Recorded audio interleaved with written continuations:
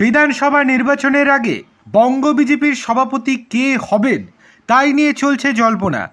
ইতিমধ্যে বেশ কয়েকটি নাম সামনে এসেছে, তবে বঙ্গ বিজেপির পক্ষ থেকে কারোর নাম এখনও স্পষ্ট করা হয়নি। সভাপতি হওয়ার দৌড়ে রয়েছেন সাংসদ জ্যোতির্ময় সিং মাহাতো, জগন্নাথ সরকার, অগ্নিমিত্রা পল, লকেট চট্টোপাধ্যায় সহ অনেকেই। এবার আরও একটি নাম যুক্ত হয়েছে সেই তালিকায় নাম জুড়েছে বহরমপুরের এক সংঘ নেতা কল্যাণ সাহার।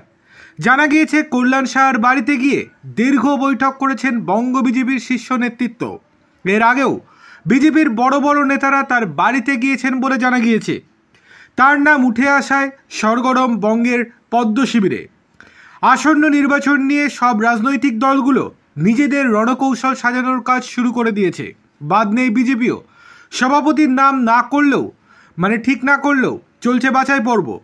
আরএসএসের ক্ষেত্র প্রচারক রমাপদ পালের অত্যন্ত ঘনিষ্ঠ হিসেবে পরিচিত কল্যাণবাবু, কিন্তু আচমকা মুর্শিদাবাদের সংঘ নেতাকে কেন তালিকায় আনা হয়েছে?